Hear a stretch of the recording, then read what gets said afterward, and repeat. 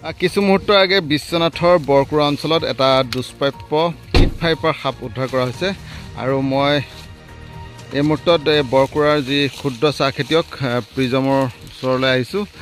তেওঁৰ এই চাহ বাগিচাতে আচলতে এটা সাপে আশ্ৰয় লৈছিল আৰু তেওঁলোকে জনা নাছিল যে আচলতে এইটো পিট ভাইপাৰ হ'ব পাৰে বুলি। আচলতে কি হৈছিলে? এই আজিৰ পৰা 4-5 দিন আগতে মোৰ বাগানৰ হয়তো পাত ছিঙি থাকোঁতে দুজনমান লেবাৰে সাপটো প্ৰত্যক্ষ কৰিছিলে। প্ৰত্যক্ষ কৰি পেলাই তাতে পাতখিনি পেলাই থৈ গুচি গ'ল।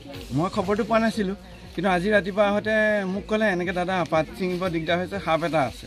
তাৰপিছত মই গৈ পেলাই নিজে অনুসন্ধান কৰিলোঁ। তেতিয়া দেখা পালোঁ এইটো ভাইপাৰ প্ৰজাতিৰ সাপ হ'ব যেন লাগিছে, কিন্তু মইতো বিশেষজ্ঞ নহয়, সেইভাৱে মই গম নাপাওঁ। সেইকাৰণে মই আমাৰ ভাইটিক যোগাযোগ কৰিলোঁ। মোৰ ভাইটিক যোগাযোগ কৰি পেলাই তেখেতৰ সহযোগত অজয় দাসৰ নাম্বাৰটো দিলে। নাম্বাৰটো দিয়াৰ পিছত অজয় দাসৰ লগত মই কণ্টেক্ট কৰিলোঁ। তাৰপিছত অজয় দাসৰ লগত কণ্টেক্ট কৰাৰ পিছত তেখেতসকলে আহি পেলাই সাপটো উদ্ধাৰ কৰিলে।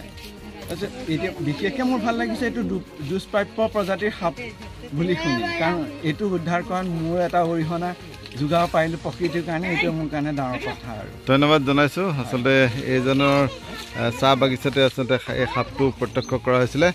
কোনে দেখিছিলে প্ৰথমতে আপোনালোকৰ? আৰু এইগৰাকী আচলতে ইয়াৰে মহিলা, আপুনি প্ৰথমতে দেখিছিলে? কি হৈছিলে মানে সাপটো দেখি পেলাই কি ভাবিছিলে?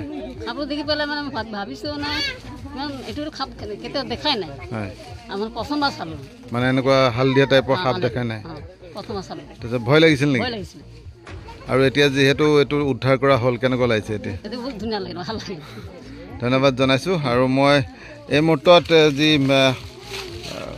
নিৰঞ্জন আৰু অজয় আছে, মই তেওঁলোকৰ লগত কথা পাতিম। আচলতে এটা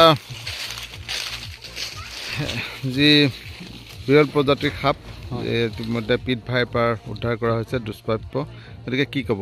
আপোনাৰ খুব মানে ৰেয়াৰ সাপ আৰু বিৰল প্ৰজাতি। আমাৰ ইয়াত বিশ্বনাথ পোৱা আগতে পোৱা নাছিলে, এইবাৰ প্ৰথম। এইটো হয়তো প্ৰথম হ'ব, এইটোৱে প্ৰথম হয় পিট ভাইপাৰটো আমি বিশ্বনাথ দেখা।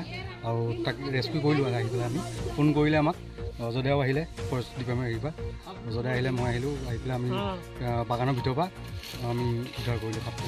আৰু এইটো সাপটো আপোনাৰ খুব কম আমাৰ ইয়াত এনেই আপোনাৰ 2019 চনত অৰুণাচলত পোৱা গৈছিলে।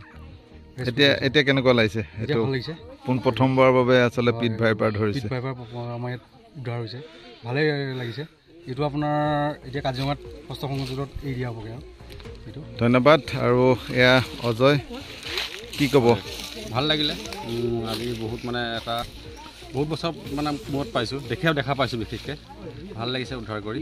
বৰ্তমান আমি ইয়াক বিহালী বনাঞ্চলত এৰি দিয়াৰ ব্যৱস্থা কৰিম অতি সোনকালে ইয়াৰ পৰা গৈ। ভাল লাগিছে। ধন্যবাদ জনাইছোঁ। আচলতে এটা দুষ্প্ৰাপ্য সাপ আচলতে বৰকুৰাৰ এখন ক্ষুদ্ৰ চাহ খেতিৰ বাগানত আচলতে এই সাপটো উদ্ধাৰ কৰা হৈছে। আৰু এই মুহূৰ্তত বন্যপ্ৰাণী সংমণ্ডলৰ কৰ্মী অজয় আৰু নিৰঞ্জন ইয়াতে উপস্থিত হৈ এই সাপটো উদ্ধাৰ কৰি মুহূৰ্তত বিহালী বনাঞ্চলত মুকলি কৰি দিয়াৰ বাবে ব্যৱস্থা গ্ৰহণ কৰিছে।